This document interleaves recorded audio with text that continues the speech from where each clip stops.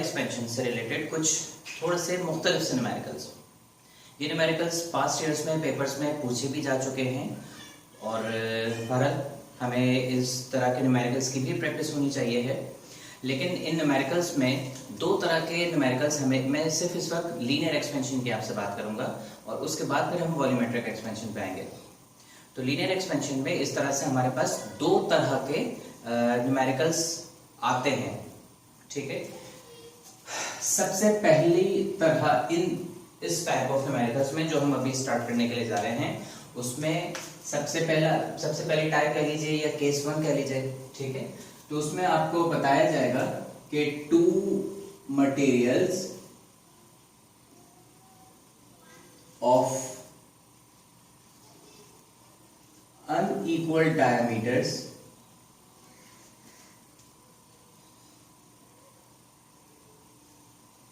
required to be made equal when number one of them is heated। अपनी याद दहानी के लिए आप इसमें ओनली भी लगा सकते हैं, तो सिर्फ उनमें से एक को हीट किया जाए, ठीक है। इसका क्या मतलब हुआ?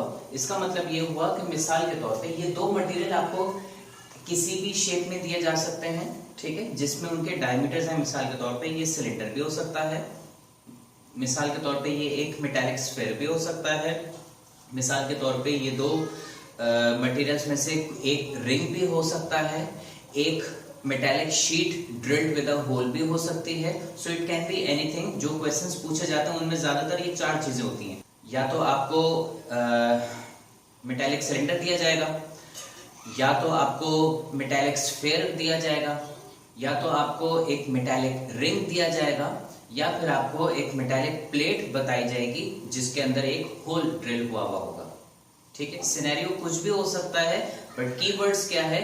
कीवर्ड्स क्या है? वो ये कि दो मटेरियल्स हैं, दोनों के अनइक्वल डायमीटर्स हैं। अब वो दो सेम मटेरियल भी हो सकते हैं, दो डिफरेंट मटेरियल भी हो सकते हैं, जैसे भी हो, ठीक है। पॉइंट ये है कि दोनों में से एक को हीट किया जाए खाली अगर, ठीक है। मिसाल के तौर पे मैं एक क्वेश्चन जो आपसे पूछा जाता है उसकी एक एग्जांपल आपसे दूं। आपको बताया जाएगा कि भाई एक मेटल की शीट है, उस मेटल की शीट के अंदर एक होल ड्रिल किया हुआ है और इस होल के अंदर इस सिलेंडर को फिटिंग करना है। सिलेंडर का डायमीटर बड़ा है, होल का डायमीटर छोटा है, तो बताओ होल का डायमीटर बड़ा करने के लिए हमारे पास क्या तरीकेकार है? तो आप कहेंगे हीट कर देना है।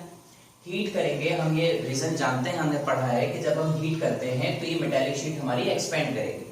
जब ये एक्सपेंड करती है तो it expends in all directions. नतीजतन इसके होल का जो डाया है या होल का जो डायमीटर है दैट विल आल्सो एक्सपेंड इस तरह से कि ये सिलेंडर जो पहले ज्यादा डायमीटर होने की वजह से इस होल में पास नहीं हो पा रहा था, हीट करने के बाद अब जब इस होल का डायमीटर बढ़ गया तो सिलेंडर इसमें इजीली पास कर पा रहा है। तो हमें ये कितना टेम्परेचर दिया जाए कि जिस टेम्परेचर पे इस होल का डायमीटर इतना बढ़ जाए कि ये सिलेंडर इसमें से पास कर जाए। So only one of them is heated. अब वो वन ये भी हो सकता है, ये भी हो सकता है, इट डिपेंड्स, ठीक है। बस एक को हीट किया जाएगा और दूसरे के डायमीटर के बराबर ले आया जाएगा, ठीक है। अच्छा, इस सूरत हाल में अच्छा ऐसा भी हो सकता है कि एक रिंग है, वो रिंग को इस सिलेंडर के ऊपर हमें फिट करना है और वो रिंग का डायमीटर छोटा है, सिलेंडर का डायमीटर बड़ा है, तो बताओ क्या करें? आप कहेंगे रिंग को हीट करेंगे। तो आपसे पूछा जाएगा कितना हीट करूं कि रिंग एक्सपैंड होके इतना बढ़ जाए कि अब वो सिलेंडर के ऊपर इजीली फिट किया जा सके या माउंट किया जा सके। सो इस तरह से two different materials of unequal diameter, ठीक है, लेकिन one of them is heated. ये दोनों मटेरियल सेम नेचर के भी हो सकते हैं, यानी कि सिलेंडर और ये प्लेट दोनों स्टील की हों। ये दो मटेरियल्स अनइक्वल नेचर के भी हो सकते हैं, यानी कि ये ब्रास का हो या स्टील का हो, इट डजंट मैटर। हमारे काम की बात क्या है यहाँ पे, which we need to understand and remember is one of them is being heated, one of them is being heated. ऐसे में हमें क्या करना है, जब कभी भी इस तरह का सिनेरियो आए कि दो मटेरियल्स आपको गिवन हो अनइक्वल डायमीटर के और उन दोनों के डायमीटर को सेम बनाना है, कोई इंफॉर्मेशन आपको दी जाएगी कि जिससे आपको आइडिया हो जाएगा अच्छा इनके डायमीटर्स को सेम बनाना है। तो ऐसी सूरत में जब दो अनइक्वल डायमीटर के मटेरियल्स को हीट करके सेम डायमीटर का लेके आना है इस तरह से कि किसी एक को हम हीट कर रहे हों, तो उस सूरत में हमें क्या करना है, we have to use the formula for increase in length यानी कि alpha L not delta T, use this formula. ठीक है, ये पॉइंट याद रखिएगा। ये और तरीके से भी हो सकता है, मैं जब ये क्वेश्चन अभी हम शॉर्टली जब स्टार्ट करेंगे तो मैं आपको इसका दूसरा तरीका भी बता दूंगा, लेकिन वो निस्बतन थोड़ा सा कॉम्प्लिकेटेड हो जाएगा, सिंप्लीफिकेशन उसकी जरा सी डिफिकल्ट हो जाएगी, time consuming, so this is much easier. तो व्हेन टू मटेरियल्स, मैं कंक्लूड कर रहा हूं पहले केस को, when two materials of unequal diameter are required to be made equal, यानी कि are required to be made of equal diameters, ठीक है, such that one of them is being heated, तो what should we do, we must use delta L equals to alpha L naught delta T। now question ये है इसके ऊपर apply करना है कि इसके ऊपर अप्लाई करना है, so it's very obvious जिसको हीट करेंगे उसी के ऊपर ये फॉर्मूला अप्लाई करेंगे, क्योंकि जिसको हीट करेंगे एक्सपेंशन उसी में होगी, इंक्रीज इन लेंथ उसी में आएगा।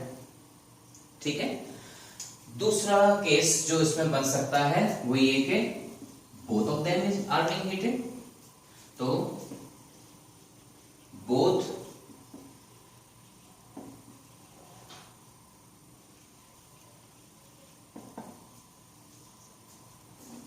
Of them are heated. इसका क्या मतलब हुआ?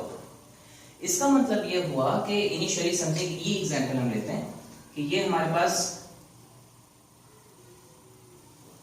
एक मेटालिक प्लेट है, ठीक है, और ये एक सिलेंडर है, जिस सिलेंडर को हमें इस होल में फिट करना है, लेकिन ये सिलेंडर का डायमीटर अलग, इसका डायमीटर अलग, सिलेंडर का डायमीटर बड़ा है, इसका डायमीटर छोटा है, या वाइस वर्सा। अब ऐसी सूरत में अब आपको कहा जा रहा है कि दोनों अनइक्वल डायमीटर्स के हैं, दोनों अभी सेम टेम्परेचर पे हैं, ठीक है, लेकिन दोनों अलग मटेरियल्स हैं, तो यहां पे एक चीज और होगी, डिफरेंट मटेरियल्स।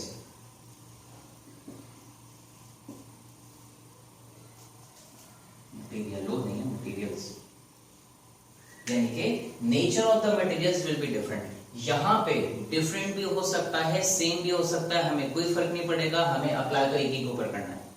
यहां नहीं है ऐसा, यहां दोनों को हीट कर रहे हैं, तो जब इसको हीट करेंगे ये भी एक्सपेंड करेगा, जब इसको हीट करेंगे तो ये भी एक्सपेंड करेगा। इन दैट केस हमें क्या करना पड़ेगा, since both of them are being heated, तो हमें दोनों के ऊपर ही एक्सप्रेशन इस्तेमाल करनी पड़ेगी। ठीक है, जब हीट करेंगे, हीट करके इसका डायमीटर इंक्रीज करेगा, हीट करेंगे तो इसका डायमीटर इंक्रीज करेगा। तो यहाँ पे ट्रिक क्या है, या यहाँ पे हमें क्या काम करना है, यहाँ पे हमें लिखना है compare the final length of both, यानी कि अगर मैं इसकी फाइनल लेंथ को L1 डैश और इसकी फाइनल लेंथ को L2 डैश कह लूं, तो कंपेयर मुझे करना है L1 dash is equal to L2 dash, या इसकी फाइनल लेंथ को LF, इसकी फाइनल लेंथ को LF डैश कह रहा हूं, तो दोनों की final length LF equals to LF dash इस तरह से आ जाएगा। ठीक है, गिवन क्या है कि आपको डायमीटर बताए गए होंगे, इसका भी डायमीटर यहां से यहां तक का।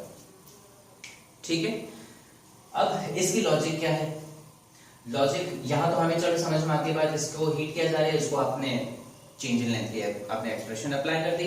यहां क्यों हम दोनों की लेंथ को कंपेयर करेंगे, या सवाल में आपसे किस तरह से पूछा जाएगा,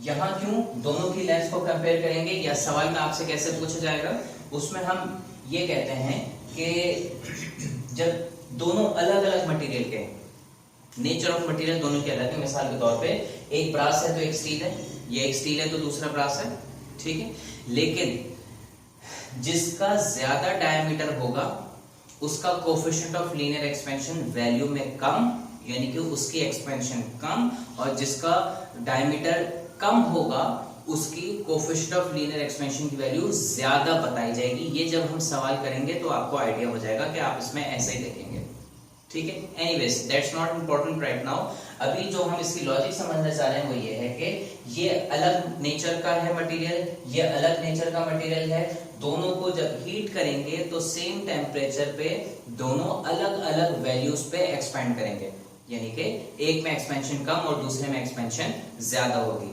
मिसाल के तौर पे लेट अस सपोज ये स्मॉलर डायमीटर है, इसको मैं L2 कह रहा हूं ना, तो इसका डायमीटर अगर मैं D2 कह रहा हूं, सपोज कर ले इसका डायमीटर D2 कम है और ये L1 है, D1 है, तो इसका इनिशियल डायमीटर ज्यादा, ठीक है।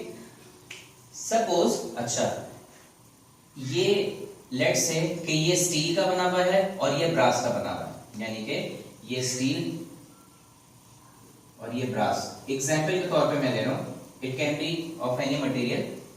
अब क्या होगा जब हम इसको हीट करेंगे तो स्टील और ब्रास में से दोनों अलग अलग मटेरियल्स हैं, लिहाजा दोनों में से कोई एक तेजी से और कोई एक स्लोली एक्सपेंड करेगा, यानी कि for a given rise in temperature one of them will expand more as compare to the other, ठीक है। अब कौन ज्यादा एक्सपेंड करेगा कौन कम एक्सपेंड करेगा ये हमारे लिए आइडेंटिफाई करना कोई मुश्किल नहीं है। जिसके अल्फा की वैल्यू जितनी ज्यादा होगी वो उतना ज्यादा एक्सपेंड करेगा। So if this is brass, तो ब्रास का coefficient of linear expansion is 1.9 exponent -5 पर डिग्री सेल्सियस, और अगर ये स्टील का है तो स्टील का coefficient of linear expansion is 1.1, तो ब्रास का अल्फा ग्रेटर है स्टील के अल्फा से, व्हिच मींस जब हम इसको हीट करेंगे दोनों को, ठीक है, तो ये भी एक्सपेंड करेगा ये भी एक्सपेंड करेगा, लेकिन ये ज्यादा तेजी से एक्सपेंड करेगा और ये उसके मुकाबले में स्लोली एक्सपेंड करेगा। नतीजतन एक टाइम आएगा कि दोनों एक्सपेंड करते करते एक ऐसी वैल्यू पे पहुंच जाएंगे, एक स्लोली एक्सपेंड कर रहा है और एक तेजी से एक्सपेंड कर रहा है, ठीक है। ये दो मटेरियल्स हैं, एक यहाँ पे है एक यहाँ पे है, हमने दोनों को हीट किया, दोनों एक्सपेंड कर रहे हैं, लेकिन ये स्लोली एक्सपेंड कर रहे हैं तेजी से एक्सपेंड कर रहे हैं, तो एक टाइम आएगा ऐसा ऐसा कि दोनों बराबर हो जाएंगे। बराबर होने का मतलब क्या है, दोनों के डायमीटर्स इक्वल हो जाएंगे, ठीक है। और जब दोनों के डायमीटर्स इक्वल हो जाएंगे, यही हमारी रिक्वायर्ड कंडीशन होती है कि रिक्वायर्ड टू बी स्लाइड या required to be slid into one another या required to be mounted on one another, इस तरीके से ऐसा कुछ होगा, ठीक है। तो दोनों के डायमीटर को इक्वल बनाना होगा, दोनों को ही हीट किया जा रहा होगा। ऐसी सूरत में हम अपने न्यूमेरिकल का सॉल्यूशन कैसे करेंगे, दोनों के फाइनल लेंथ को कंपेयर करके रिक्वायर्ड वैल्यू को फाइंड आउट कर लेंगे, ठीक है। इसी सिलसिले की एक कड़ी हमारे पास ये वाला सवाल है, बट बिफोर दैट एक क्वेश्चन यकीनन आपके जहन में आया होगा, वो ये कि लेंथ की बात करते करते all of a sudden diameter कैसे आ गया। ये लीनियर एक्सपेंशन से डायमीटर का क्या ताल्लुक, डायमीटर तो सर्कुलर चीज को होता है, हम बात कर रहे हैं linear expansion like that in A rod. इसी तरह हम यहाँ पे कह रहे हैं मटेरियल्स ऑफ अनइक्वल डायमीटर, बात डायमीटर की कर रहे हैं, इक्वेशन लीनियर एक्सपेंशन की लगा रहे हैं। So does that make any sense. So हमने ये बात पढ़ी थी, हम जब रीजंस देख रहे थे इसके, तो हमने इसमें ये बात पढ़ी थी, क्या एक मटेरियल है, उस मटेरियल की लेंथ कम और दूसरा मटेरियल है, उस मटेरियल की लेंथ ज्यादा। ये मटेरियल 1 हो गया, ये मटेरियल 2 हो गया, या दो रॉड्स हैं अनइक्वल लेंथ की, एक रॉड की लेंथ कम दूसरे रॉड की लेंथ ज्यादा। अगर इन दोनों रॉड्स को मैं ऐसे फोल्ड कर दूं और सर्कुलर पाथ में बना दूं, तो ये मेरे पास एक रिंग ऐसे बन जाएगा, ठीक है।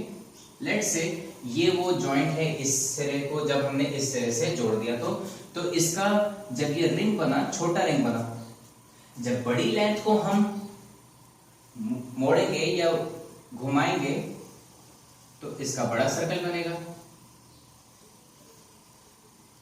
सपोज ये उसका वो जॉइंट आया, दोनों में ये लेंथ 1 का है और ये लेंथ 2 का है, ये इसका रिंग बनाया हमने, ये इसका रिंग बनाया हमने।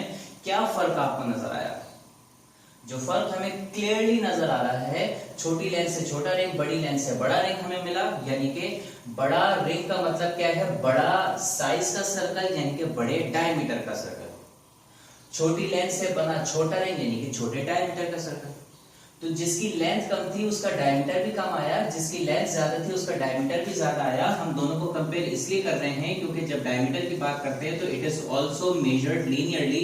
तो डायमीटर की मेजरमेंट बिल्कुल ऐसे ही होती है जैसे कि हम लेंथ की मेजरमेंट करते हैं। यहां से यहां तक का फासला जो कि यहां से यहां तक की लेंथ की तरह मेजर किया जाएगा, एक स्ट्रेट लाइन डिस्टेंस होगा। ठीक है, अगेन क्या जरूरत पड़ी फिर ऐसा करने की? सबसे पहली बात, एक तो हमें आसानी हुई कि लीनियर चीज से हमने दूसरी लीनियर चीज निकाली, लेकिन ये ऐसे नहीं निकाली कि ये भी स्ट्रेट लाइन दिख रहा है, ये भी स्ट्रेट लाइन दिख रहा है। जब स्टडी किया गया तो हमें ये पता है कि इस लेंथ में और इस लेंथ में एक रिलेशन भी होता है और वो दोनों एक दूसरे के डायरेक्टली प्रोपोर्शनल भी होते हैं। कैसे? ये वाली जो लेंथ है, इस लेंथ को जब मैं फोल्ड करूंगा या मोड़ दूंगा, ठीक है, रिंग की शक्ल अगर मैं दूंगा तो ये रिंग का सर्कमफेरेंस बनाएगा। सर्कमफेरेंस का मतलब हो गया इसका C, ठीक है। और ये जो हम मेजर यानी कि जो गिवन था उसको हमने सर्कमफेरेंस बना दिया। Length of the rod is actually the circumference, ठीक है। और इस सर्कमफेरेंस से जो हमें रिंग मिला उसका अपना डायमीटर आया। हम जानते हैं सर्कमफेरेंस का फॉर्मूला होता है 2 पाई r या 2r, twice of the radius is actually the diameter. इसको मैं कहता हूं pi times d, where d is the diameter.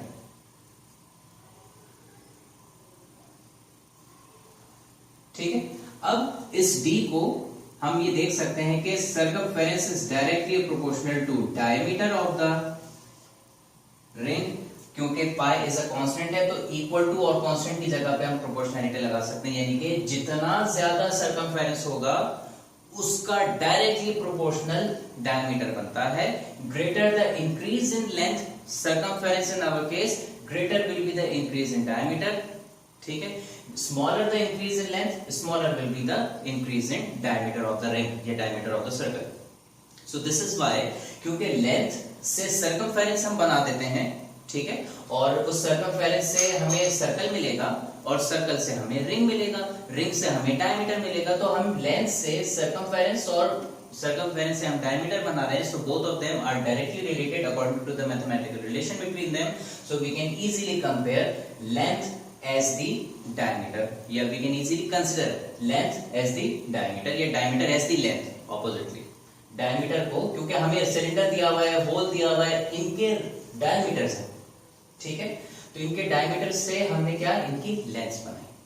Diameter को इनकी लेंथ के बराबर कंसीडर किया और फिर लेंथ के बारे में जब हम बात करते हैं तो वी नो द फॉर्मूला।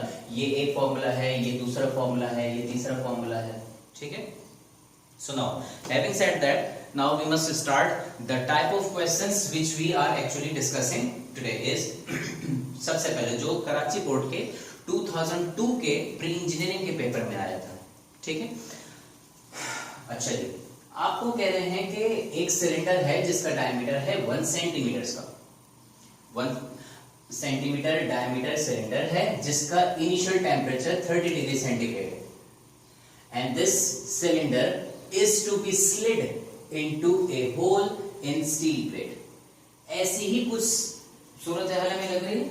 एक मेटालिक प्लेट है स्टील की बनी हुई, उसके अंदर एक होल मौजूद है। एक सिलेंडर है सर्टेन डायमीटर 1 का, उसको हमें इसमें स्लाइड करवाना है, ठीक है।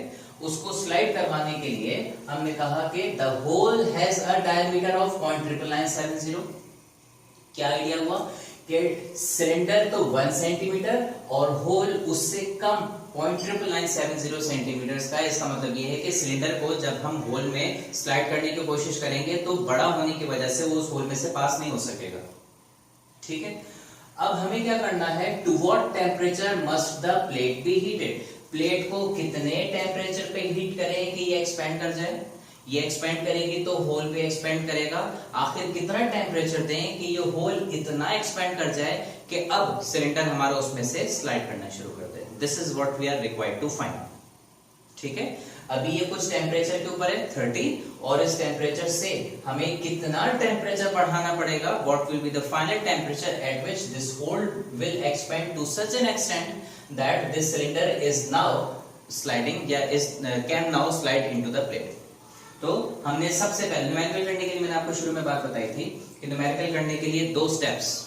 नंबर 1, सबसे पहले तो ट्रांसलेट करें अपने न्यूमेरिकल को अपनी मदर टंग उर्दू में, पहले आप उसको ट्रांसलेट करें, ठीक है। ट्रांसलेट कर लेने के बाद फिर आप उसकी डायग्राम बनाइए। If you are able to draw the diagram correctly तो it means half of the question you have done, आपने कर लिया। अब ये हमने किया, डायग्राम हमारे सामने बनी हुई है, अभी हमने इसको उर्दू में ट्रांसलेट भी किया। सो वी हैव अंडरस्टूड कि एक सिलेंडर है 1 सेंटीमीटर डायमीटर का, उसको हमें एक स्टील की प्लेट में जिसमें होल हुआ हुआ है उसमें से पास करना है। सिलेंडर का डायमीटर ज्यादा है होल के मुकाबले में, तो वो अभी पास नहीं हो पा रहा, तो हमें प्लेट को हीट करना है ताकि होल इंक्रीज कर जाए इतना कि अब डायमीटर और इतना कि अब सिलेंडर उसमें से स्लाइड करना शुरू कर जाए या पास कर जाए, ठीक है। थोड़ा सा इसका डायग्राम हम ये वाली समझ लेते हैं, सही है। ऐसे कुछ सिनेरियो है, आप इस डायग्राम को हमेशा अपने डाटा में बनाइएगा, ठीक है। जो भी डायग्राम बनाए, जहां आप अपने पेज पे, suppose this is your page, आप अपने पेज में डाटा की हेडिंग बनाएंगे जहां पे, तो आधी साइड पेज की इस तरफ से वो खाली रहेगी, तो अपनी डायग्राम्स आप हमेशा डाटा में बनाए कीजिए, ठीक है।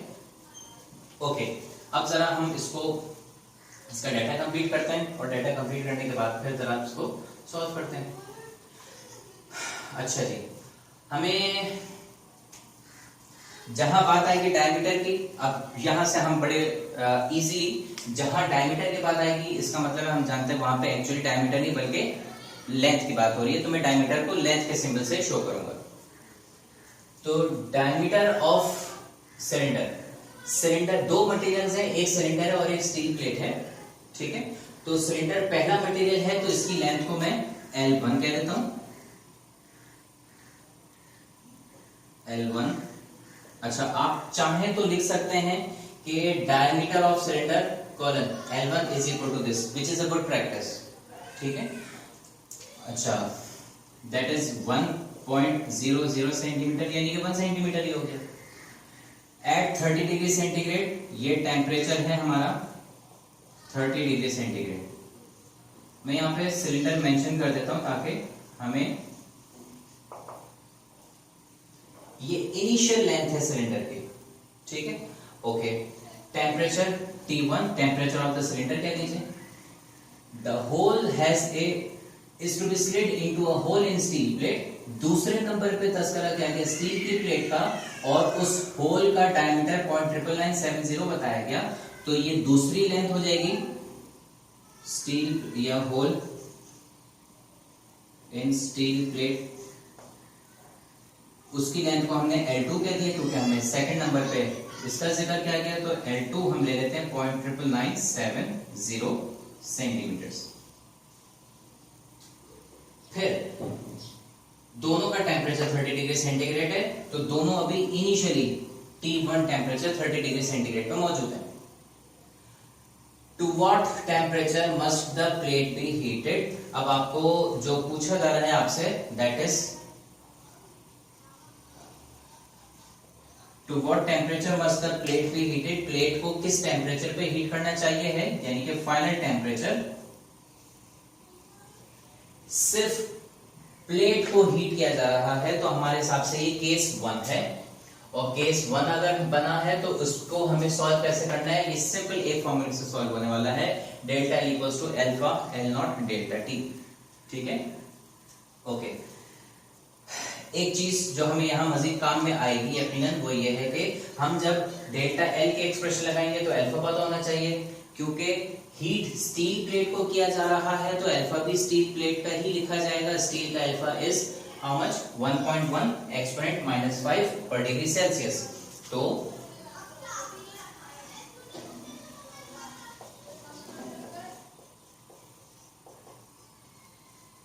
ये आ गया हमारे पास, ठीक है, ठीक है। हमने कहा delta L equals to alpha L nought delta T से शुरू करते हैं, तो आपने कहा since delta L is equal to alpha L not delta T. हमारे हिसाब से डेल्टा एल ये किस में आएगा, स्टील प्लेट में आएगा। तो डेल्टा एल का मतलब होता है फाइनल माइनस इनिशियल लेंथ। तो स्टील पे डेल्टा एल अप्लाई करने का मतलब ये कि स्टील की फाइनल लेंथ माइनस स्टील की इनिशियल लेंथ, यानी कि स्टील प्लेट की फाइनल माइनस स्टील प्लेट की इनिशियल लेंथ। और स्टील की जो फाइनल लेंथ है उस फाइनल लेंथ का तो अभी फिलहाल हमें पता ही नहीं है, ठीक है।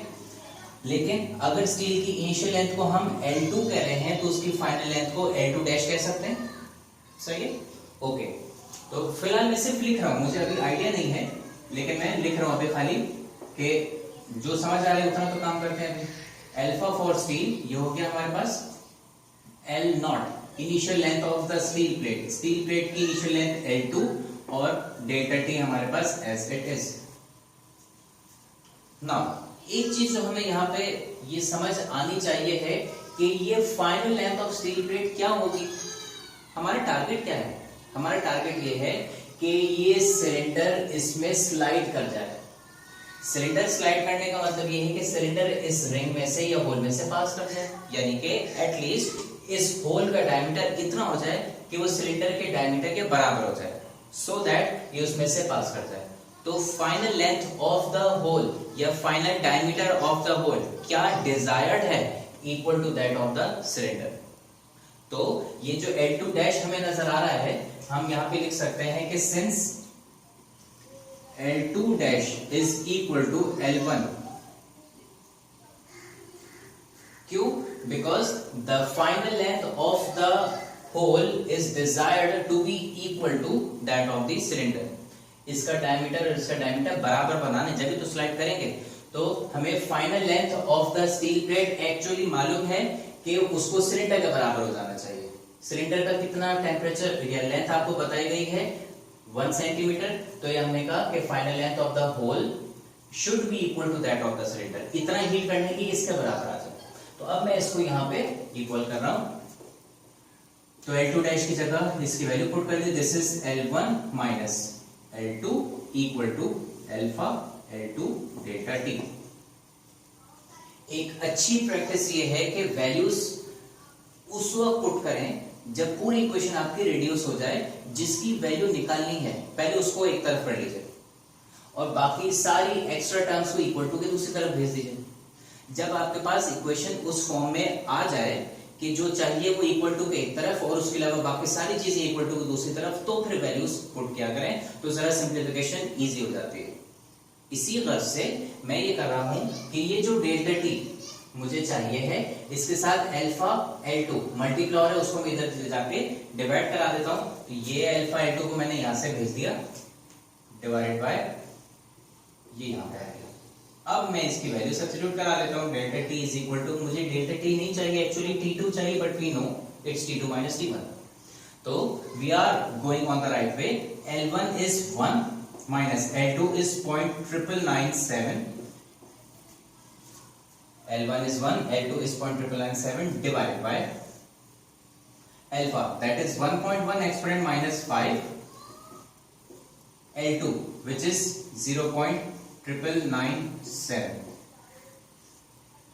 which implies that delta t, अब delta t को मैं T2 minus T1 लिख सकता हूं,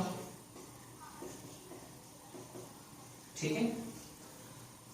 इसको जरा हम सॉल्व करते हैं।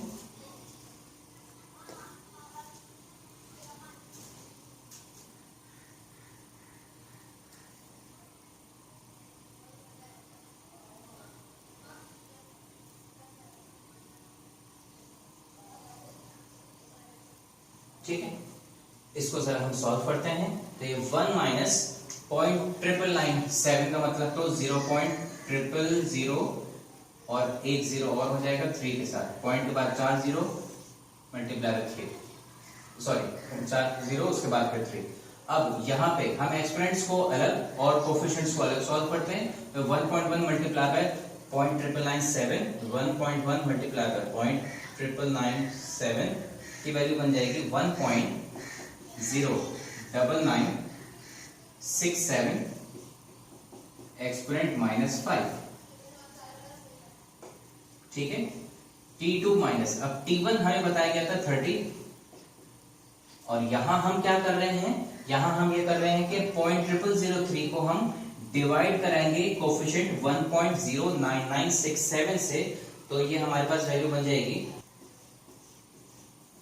2728, और ये 10 के पावर -5 के ऊपर जाके 10 के पावर +5 हो जाएगी, ये बन गया हमारे पास, जिसका मतलब क्या हुआ, विच इंप्लाइज दैट T2। अब हम क्या कर रहे हैं, इसको देख लेंगे कि इसका आंसर क्या आया, और ये -30 वहां जाके +30 बनने वाला है। 10 की पावर +5 पॉजिटिव एक्सपोनेंट है, जब पॉजिटिव एक्सपोनेंट है तो इसका काम वैल्यू को 1 से बढ़ाना होता है या वैल्यू को इंक्रीज कराना होता है, और इंक्रीज कराने के लिए हमें उसको राइट साइड की तरफ मूव कराना पड़ता है। इसको हम यूं भी याद रख सकते हैं कि ये पॉजिटिव एक्सपोनेंट है तो डेसिमल को पॉजिटिव x की तरफ मूव करवाएंगे, नेगेटिव एक्सपोनेंट होगा तो डेसिमल को नेगेटिव x एक्सिस की तरफ मूव करवाएंगे। याद रखने के लिए आप ये बात भी ध्यान नशीन रख सकते हैं, ठीक है। तो +5 पॉजिटिव वैल्यू है, पॉजिटिव x की तरफ यानी कि राइट साइड की तरफ जाएगी, कितने डिजिट, 5 डिजिट, तो ये अभी 1 2 3 4 5, ठीक है।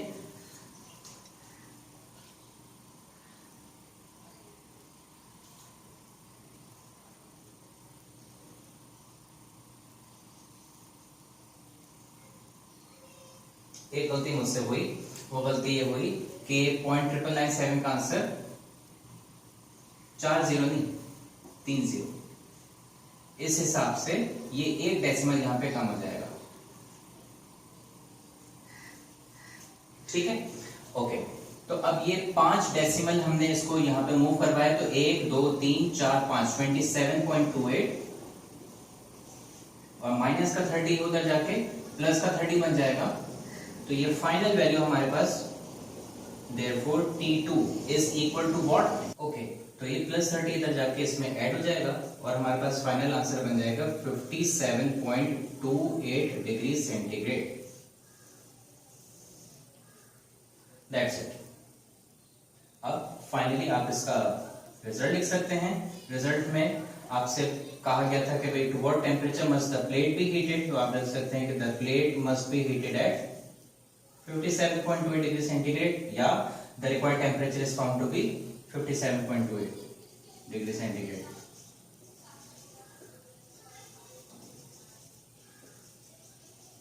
Must be heated at 57.28 degree centigrade, ठीक है। तो कंक्लूड कर लेते हैं क्विकली। आपको बताया गया था कि एक सिलेंडर है जिसका डायमीटर 1 सेंटीमीटर है, उसको हमें एक शीट है स्टील की जिसमें एक होल ड्रिल हुआ है, उसमें से हमें पास करवाना है, लेकिन होल का डायमीटर कम 0.99970 है। तो मैं प्लेट को कितना हीट करूं, किस टेम्परेचर तक हीट करूं कि वो सिलेंडर उसमें से पास करना शुरू कर जाए, तो फिर हमने उसके लिए कहा था ऐसी सूरत में सिर्फ हमें क्या अप्लाई करना होता है, when one plate is being heated only, तो आप सिर्फ डेल्टा एल का फॉर्मूला इस्तेमाल करें। डेल्टा एल का फॉर्मूला आपने इस्तेमाल किया, इसमें पहली चीज जो याद रखने वाली थी वो ये, दूसरी चीज जो इसमें याद रखने वाली थी कि फाइनल लेंथ क्या पुट करेंगे, डेल्टा एल की जगह डायरेक्टली डेल्टा एल की वैल्यू तो हमें गिवन नहीं थी, तो हमें फाइनल माइनस इनिशियल ये पुट करना होता है जब, तो फाइनल लेंथ इस प्लेट की कितनी थी, तो प्लेट की फाइनल लेंथ उतनी होनी थी जितना कि सिलेंडर का डायमीटर था। सिलेंडर का डायमीटर वाज 1 सेंटीमीटर, तो आपने कहा लेंथ ऑफ या diameter of cylinder is the final length of the hole, तो या final length of the plate, तो आपने L2 डैश को L1 के इक्वेट किया, बराबर इक्वेट किया, और उसके बाद फिर सब्स्टिट्यूट करके आपने सॉल्व किया।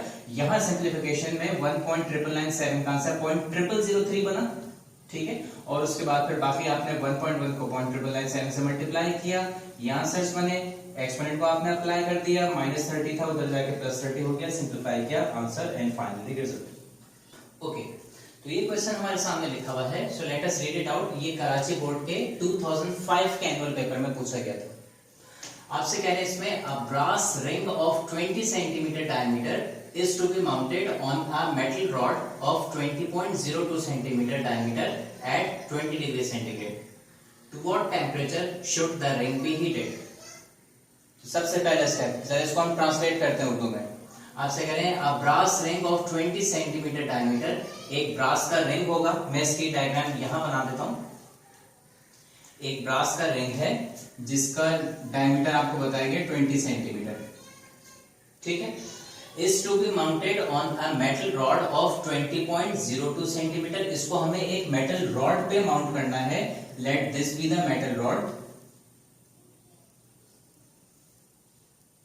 ठीक है। रिंग इसके हिसाब से थोड़ा सा बड़ा बन गया, ऐसे कर लेते हैं, ठीक है।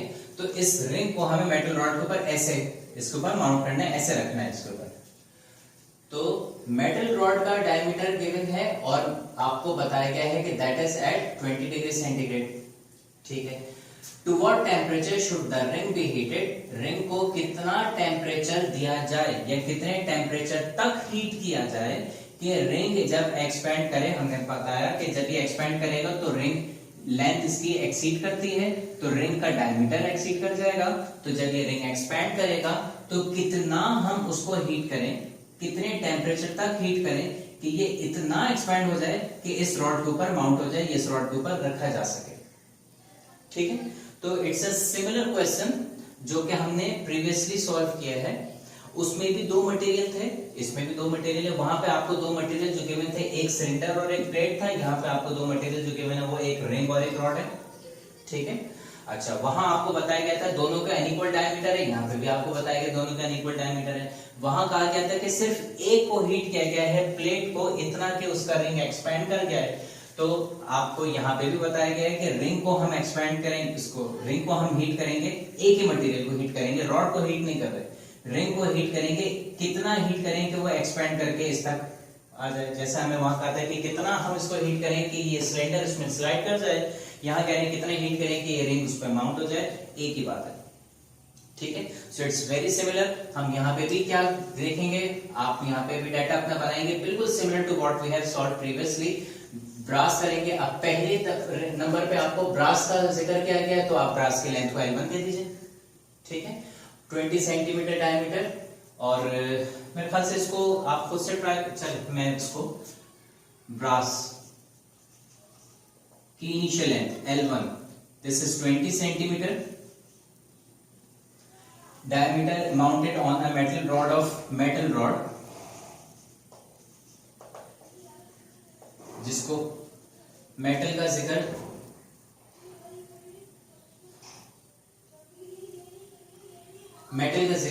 दूसरे दफा में क्या गया तो L2, दूसरे नंबर पे हम L2 मेटल को कह देते हैं। तो this is 20.02 centimetre diameter at 20 degree centigrade. ये टेम्परेचर दोनों का बताया गया 20 degree centigrade. To what temperature should the ring be heated, तो रिंग को अब कितना टेम्परेचर करवाएं उसका, तो T2 हमें मालूम करना है। और क्योंकि इस दफा हीट किसको किया जा रहा है, to what temperature should the ring be heated, तो हीट रिंग को किया जा रहा है। Ring is made of brass, तो we will be needing the value of alpha for brass. तो ये अल्फा फॉर ब्रास इज 1.9, ये हमने यहां पे लिखा हुआ है, एक्सपोनेंट -5, 1.9 एक्सपोनेंट -5 पर डिग्री सेल्सियस, ठीक है। क्या करेंगे, क्योंकि ये उसी केस से मिलता जुलता है, लिहाजा हम delta L equals to alpha L nought delta T से ही शुरू करेंगे। मैं इसको यहां पे कर रहा हूं, delta L is equal to alpha L nought delta T, delta L final minus initial length. इस रिंग की हीट करके फाइनल लेंथ क्या होनी चाहिए है, उतनी के मेटल उसमें, ये मेटल के ऊपर ये माउंट हो जाए। तो ब्रास रिंग की जिसको हीट करेंगे उसकी फाइनल लेंथ दूसरे मटेरियल की लेंथ के बराबर होनी चाहिए। तो इसको हम लिख देंगे L1 dash minus L1 is equal to alpha L1 delta T, और फिर हम लिखेंगे कि ये जो L1 डैश है ये दरअसल मेटल रॉड की लेंथ के बराबर होना चाहिए है। तो इसको हम L2 minus L1 equals to alpha L1 delta T लिख देंगे, और फिर आप इसको डेल्टा T के लिए सॉल्व कर लेंगे, वहां से T2 को अलग कर लेंगे, सिंपलीफाई कीजिएगा, आपका आंसर आ जाना चाहिए है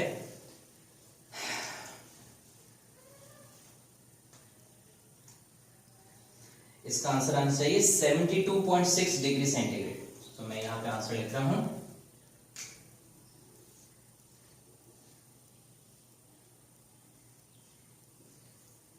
ठीक है, तो सिंप्लीफाई कीजिएगा और फिर देखिए कि इसका आंसर 72.6 आना चाहिए।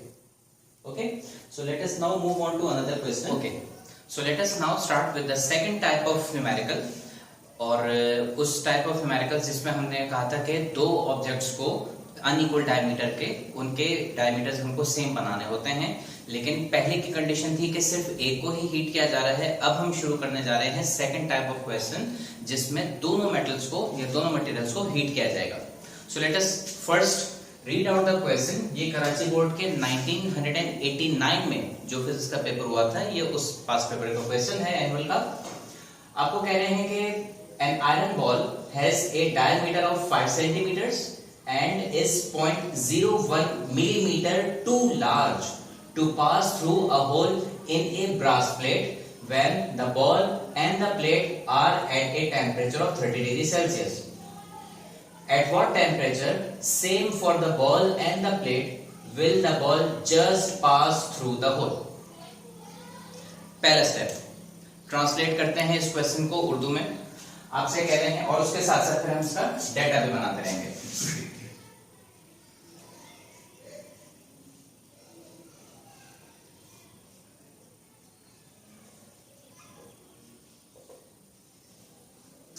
Now, an iron ball has a diameter of 5 centimeter. एक आयरन बॉल है जिसका डायमीटर बताया है आपको 5 सेंटीमीटर, लाइक दिस। ठीक है, तो यहां से यहां तक इसका डायमीटर 5 सेंटीमीटर बताया होगा, और डायमीटर का मतलब हम लेंथ लेते हैं, तो आयरन बॉल की जो लेंथ है उसको आप कह ले 5 सेंटीमीटर। ठीक है, and is 0.01 millimetre too large. Now ये एक इंफॉर्मेशन, इंपॉर्टेंट इंफॉर्मेशन है to understand. 0.01 millimetre too large, यानी कि आयरन की बॉल जिसका डायमीटर 5 सेंटीमीटर है वो इतनी बड़ी है, उसका साइज इतना ज्यादा है। इट्स 0.01 मिलीमीटर टू लार्ज, उसका साइज इतना ज्यादा है। ठीक है, तो ये उसका एक्स्ट्रा लेंथ का फैक्टर बताया है, या उसकी इंक्रीज इन लेंथ बताई हुई है कि ये इतने मिलीमीटर बड़ी है, उसका साइज इतने मिलीमीटर एक्स्ट्रा है, ज्यादा है, लार्ज है। किसके मुकाबले में? To pass through a hole, एक होल के मुकाबले में, इन अ ब्रास प्लेट, जो कि किसी ब्रास प्लेट में हुआ हुआ है। यानी कि ऐसा हम कह सकते हैं कि ये एक ब्रास प्लेट है, उस ब्रास प्लेट के अंदर एक होल हुआ हुआ है, उस होल का अपना कुछ डायमीटर होगा यकीनन। ठीक है, अब ये ब्रास प्लेट है तो मैं इसको L2, और पहले आयरन का जिक्र किया गया तो इसको मैं L1 कह देता हूं। तो ब्रास प्लेट का होल का जितना भी डायमीटर है, आयरन की बॉल का डायमीटर उससे 0.01 मिलीमीटर ज्यादा है। इससे हमें एक बात ये आइडिया हो रही है कि अगर मैं आपसे कहूं कि भाई आयरन की लेंथ 5 सेंटीमीटर है और वो ब्रास की लेंथ से 1 सेंटीमीटर ज्यादा है, आयरन की लेंथ 5 सेंटीमीटर है और वो ब्रास की लेंथ से 1 सेंटीमीटर ज्यादा है, तो बताओ ब्रास की लेंथ क्या होगी? आप कहेंगे आयरन से 1 कम, आयरन की है 5 तो हो जाएगी 5 से 1 कम, वो 5 माइनस जो एक्स्ट्रा लेंथ बताएगी 5 माइनस 1। यहाँ पे 1 नहीं बताया इन्होंने, 0.01 मिलीमीटर बताया, तो हमें ये आइडिया हुआ कि अगर आयरन की लेंथ से ये 0.01 मिलीमीटर हम माइनस करा दें तो हमें मिल जाएगी ब्रास प्लेट में जो होल की लेंथ है वो। ठीक है, तो ये L2 की वैल्यू हम कैसे निकाल सकते हैं? आयरन की लेंथ में से, यानी कि 5 में से 0.01 मिलीमीटर है, उस मिलीमीटर को हमें पहले सेंटीमीटर में कन्वर्ट करना पड़ेगा, या सेंटीमीटर को मिलीमीटर में कन्वर्ट करना पड़ेगा। यूनिट्स सेम होनी चाहिए, इसका हमें ध्यान रखना है। तो मैं सेंटीमीटर में जाने के लिए, मिलीमीटर को सेंटीमीटर में कन्वर्ट करने के लिए, मिलीमीटर छोटी यूनिट है, सेंटीमीटर बड़ी यूनिट है। ठीक है, 1 सेंटीमीटर में 10 मिलीमीटर होते हैं, यानी कि स्केल के 10 मिलीमीटर अगर एक जगह जमा होंगे तो वो 1 सेंटीमीटर के बराबर आएंगे। तो हम कहेंगे 1 सेंटीमीटर इतना बड़ा होता है, 1 मिलीमीटर इतना सा होता है, तो 1 सेंटीमीटर बड़ा, 1 मिलीमीटर छोटा होता है। तो हम मिलीमीटर से सेंटीमीटर में जब जाएंगे, छोटी यूनिट से बड़ी यूनिट में जाएंगे, तो जब यूनिट बढ़ती है तो क्वांटिटी डिक्रीज होती है। ये रूल हमें पहले से याद होना चाहिए है। तो क्वांटिटी डिक्रीज करने के लिए हम डिवाइड करते हैं तो क्वांटिटी डिक्रीज होती है। यूनिट कन्वर्जन में दो ही चीजें होती हैं, या तो हम मल्टीप्लाई करा रहे होते हैं कन्वर्जन फैक्टर से, या तो हम डिवाइड करवा रहे होते हैं कन्वर्जन फैक्टर से। अब कब मल्टीप्लाई कराना है, कब डिवाइड कराना है, ये याद रखने की हमें जरूरत नहीं पड़ेगी कि मिलीमीटर से सेंटीमीटर में जाएंगे तो 10 से डिवाइड कराएंगे, मल्टीप्लाई करेंगे। हमें सिर्फ ये पता चल जाए कि जिस यूनिट्स में कन्वर्जन हम कर रहे हैं उनमें बड़ी कौन सी, छोटी कौन सी है, तो कन्वर्जन फैक्टर जिससे मल्टीप्लाई या डिवाइड कराना होगा वो हम खुद फैसला कर लेते हैं। ये यूनिट कन्वर्जन का रूल हमें याद होना चाहिए। जब यूनिट बढ़ती है तो क्वांटिटी कम होती है, और जब यूनिट कम होती है तो क्वांटिटी बढ़ जाती है। ये इसके साथ रिलेटेड है और ये इसके साथ रिलेटेड है, ठीक है। तो फैसला ये हुआ कि सेंटीमीटर से मिलीमीटर में जाने के लिए हम मिलीमीटर की वैल्यू को 10 से डिवाइड कराएंगे, क्योंकि यूनिट बढ़ा रहे हैं तो क्वांटिटी कम करने के लिए हमें उसको 10 से, जो कन्वर्जन फैक्टर है मिलीमीटर और सेंटीमीटर का, डिवाइड करना पड़ेगा। तो 0.001 सेंटीमीटर बन जाएगा। ये आ गई हमारे पास ब्रास प्लेट में होने वाले होल की लेंथ। तो हमें दोनों होल्स की लेंथ पता चल गई। एक 5 सेंटीमीटर हमें ये मालूम था, दूसरा हमें पता था कि दोनों के दरमियान फर्क कितना है, तो आपने कहा 0.001 सेंटीमीटर या 0.01 मिलीमीटर, जिसको हमने कन्वर्ट कर दिया था इसमें, ठीक है। तो अब तक हमें ये चीजें पता है। एक आयरन की बॉल है 5 सेंटीमीटर डायमीटर की, जो कि 0.01 मिलीमीटर ज्यादा बड़ी है ब्रास की प्लेट में होने वाले होल से। तो आपने कहा ठीक है, माइनस करा दिया, तो हमें ब्रास की प्लेट की वैल्यू मिल गई। ब्रास के प्लेट में जो होल हुआ है उसकी वैल्यू मिल गई।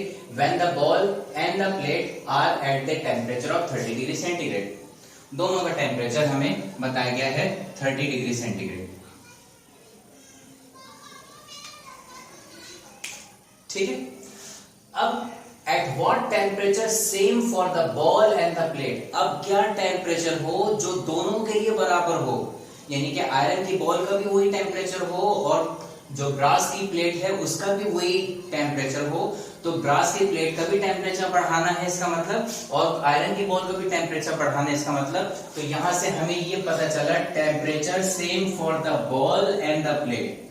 इससे हमें ये आइडिया हुआ कि दोनों को हीट किया जा रहा है। Two materials of unequal diameters, both of them are being heated, दोनों को हीट किया जा रहा है। सो यहां से हमें कंफर्म हुआ कि this is the question of case 2, ठीक है। ओके, तो हमें दोनों को हीट करना है इस सिनेरियो में, और कितना हीट करना है, इतना कि the ball just pass through the hole, या the ball just passes through the hole, ठीक है। तो दोनों को हीट किया जाएगा, तो इसका मतलब ये टेम्परेचर T1 हो जाएगा। T1 से बढ़ा के इसका टेम्परेचर T2 वो कितना होगा कि ये भी एक्सपेंड करेगा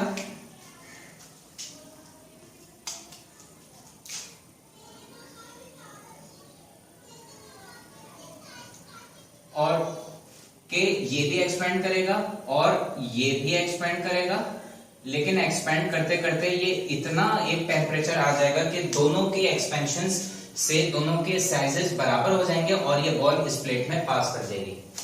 ऐसा क्यों? इसका साइज तो पहले बड़ा है, तो जब हीट करेंगे तो और बढ़ जाएगा।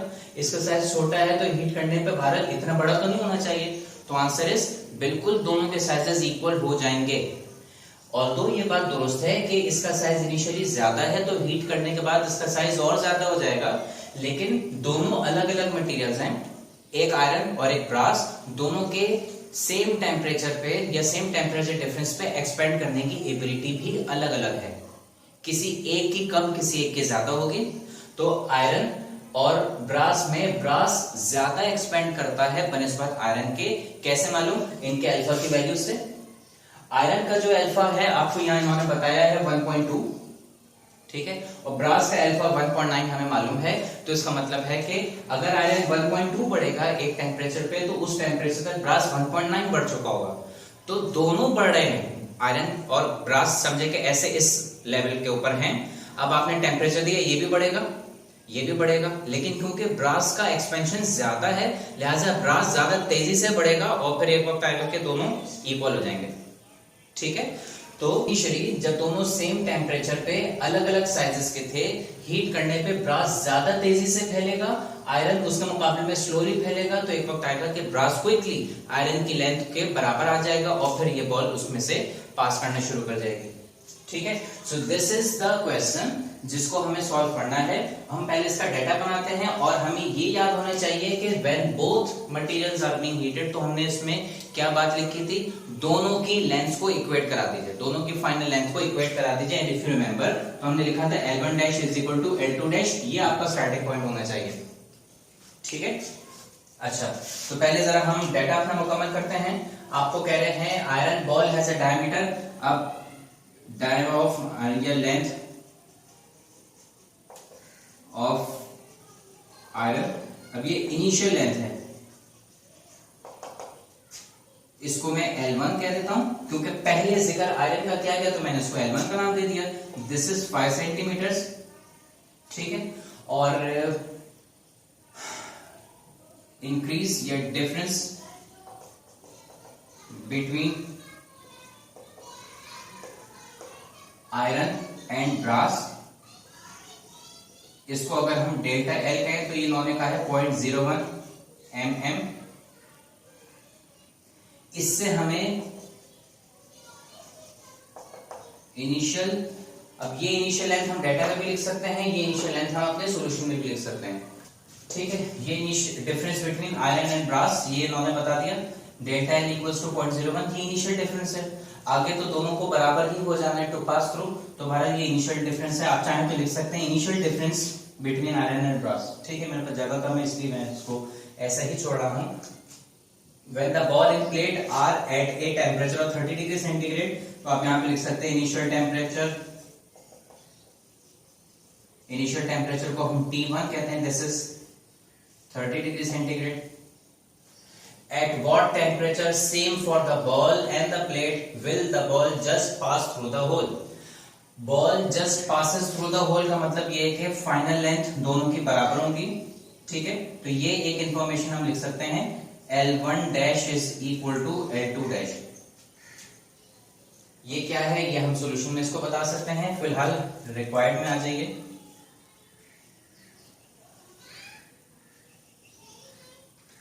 रिक्वायर्ड में आपसे कहा फाइनल टेम्परेचर,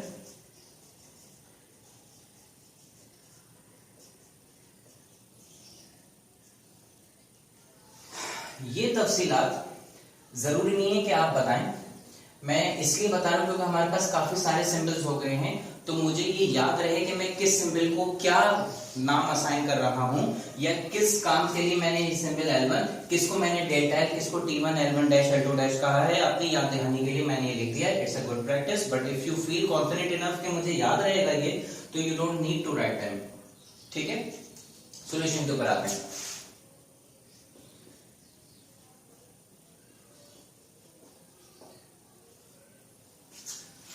नाउ सॉल्यूशन में सबसे पहले तो हमने देखा कि हमें ये चाहिए था कि आयरन की लेंथ अगर हमें पता है और ये मालूम है कि ये इतना बड़ा है, तो उससे ब्रास की लेंथ कैसे निकलेगी, तो आपने दोनों को माइनस करवाया था।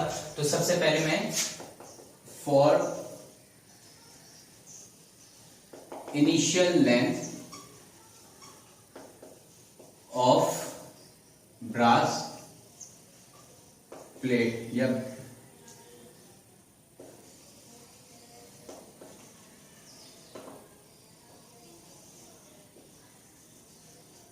For initial length of brass plate hole, उसको हम क्योंकि ब्रास का जिक्र दूसरे नंबर पे किया गया था तो उसको हम L2 कह देंगे।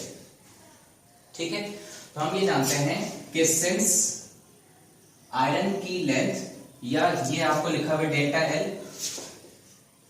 Is equal to L1 minus L2, क्योंकि आयरन की लेंथ बड़ी बताई गई है लिहाजा L1 माइनस L2 होगा। आयरन पहले, ब्रास उसमें से माइनस होने के बाद, विद यहां से मैं जरा L2 को अलग कर लूं तो ये L2 बन जाएगा L1 minus delta L, which implies that L2 is equal to L1 is 5 minus delta L is 0.001 centimetre वाली वैल्यू पुट करूंगा मैंने इसको 0.01 मिलीमीटर से 0.01 सेंटीमीटर यहां पे मैं लिख सकता हूं, since 0.01 mm is 0.001 centimetre.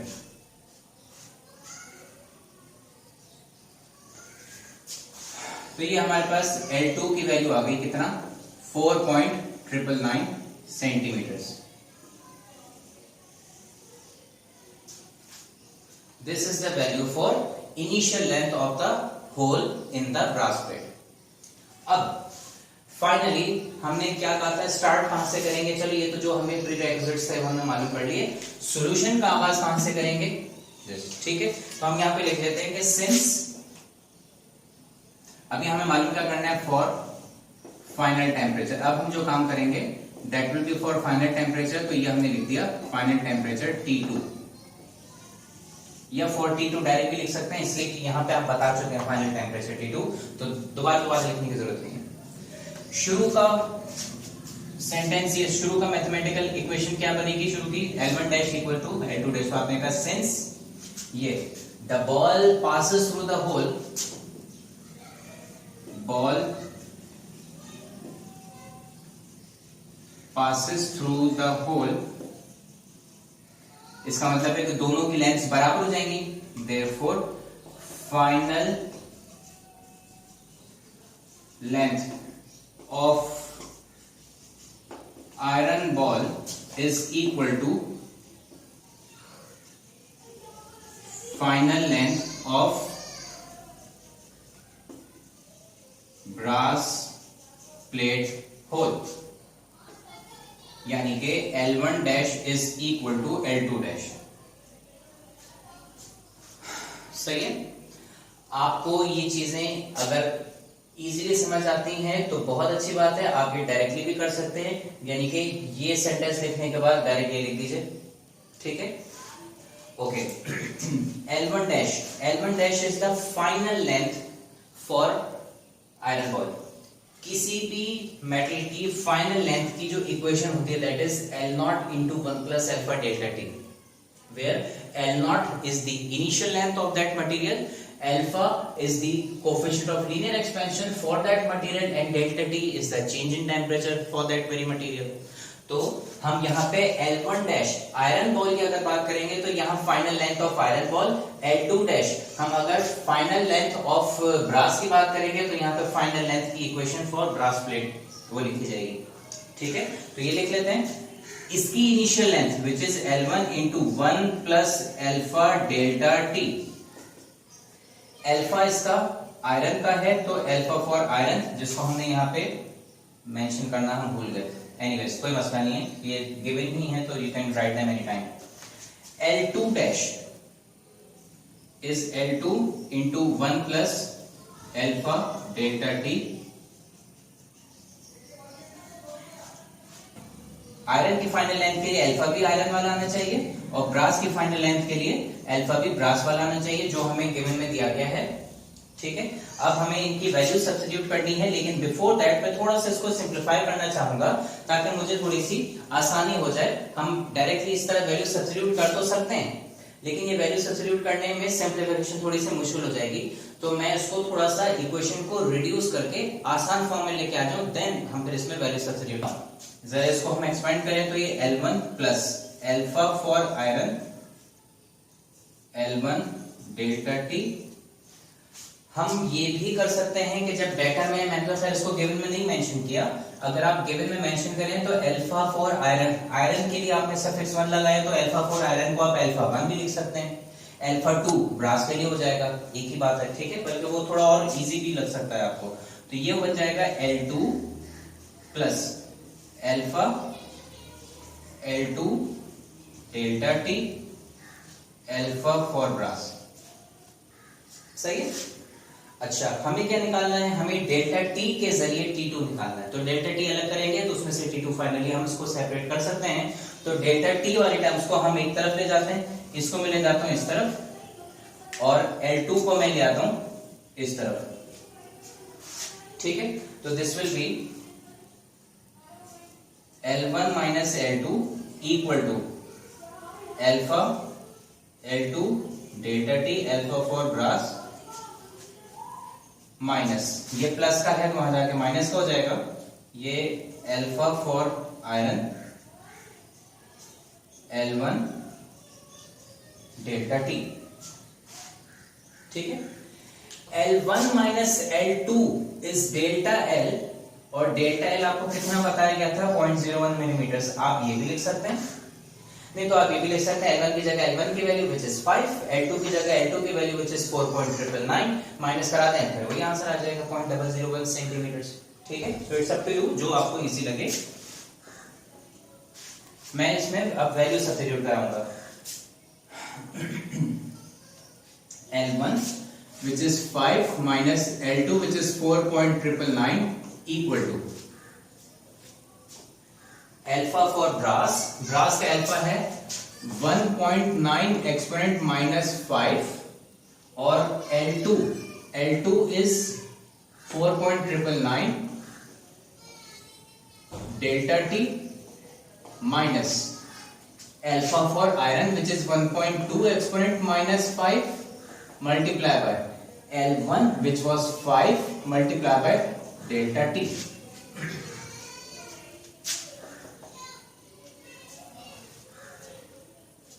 Five में से 4.999 को माइनस कराएंगे तो हमारे पास आंसर बचने वाला है 0.001, we know it already, equal to, ठीक है। अच्छा, अब मैं यहां पे क्या कर रहा हूं, अपनी आसानी के लिए मैं ये कर रहा हूं कि एक्सपोनेंट 5 और डेल्टा टी दोनों में आ रहे, तो इन दोनों को तो मैं निकालूंगा कॉमन, तो 10 की power minus 5 multiply by delta T, bracket में हमारे पास बचा क्या,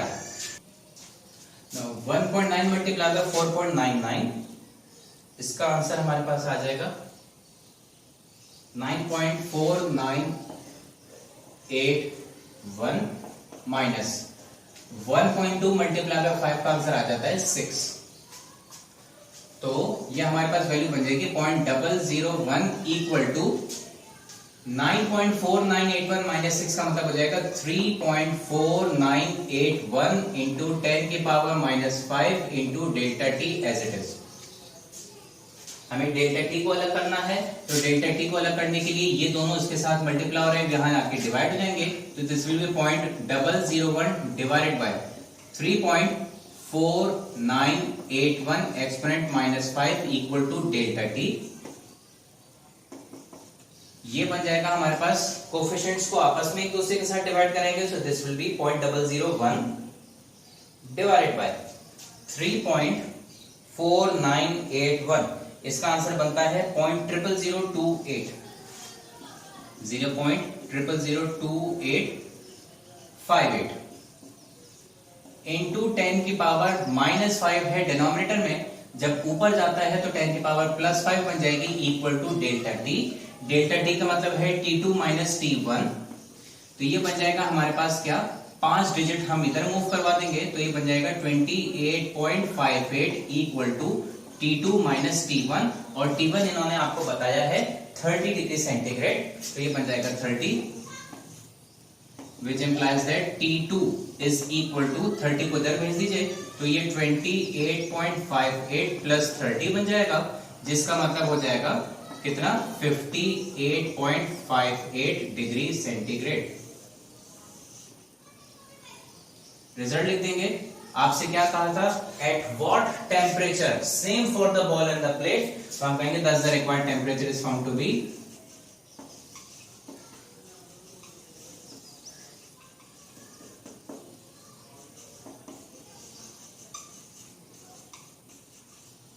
58.58 डिग्री सेंटीग्रेड, ठीक है। और ये हो गया हमारा रिजल्ट, हमारी तीसरी हेडिंग बन जाएगी रिजल्ट में।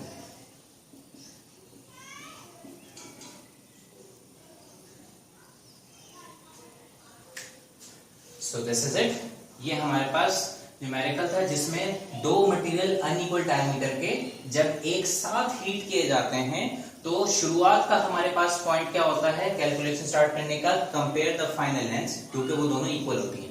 डिजायर ही ये किया जाता है कि दोनों उसमें से पास करने हैं, तो लिहाजा दोनों के फाइनल लेंथ को इक्वेट कराते हैं। थोड़ा सा हमने रीअरेंज किया ताकि एक्सप्रेशन जरा सी सिंपल हो जाए, और फिर इकट्ठे हमने इसमें वैल्यू सब्स्टिट्यूट करा के टेम्परेचर की वैल्यू रिक्वायर्ड जो थी वो आपने फाइंड आउट कर ली। तो आपने देखा कि न्यूमेरिकल दिखने में जरा खतरनाक सा हो सकता है, बट सॉल्यूशन की एक ट्रिक है, वो अगर आपको याद रह जाए तो फिर these kind of questions should not be a worry for us.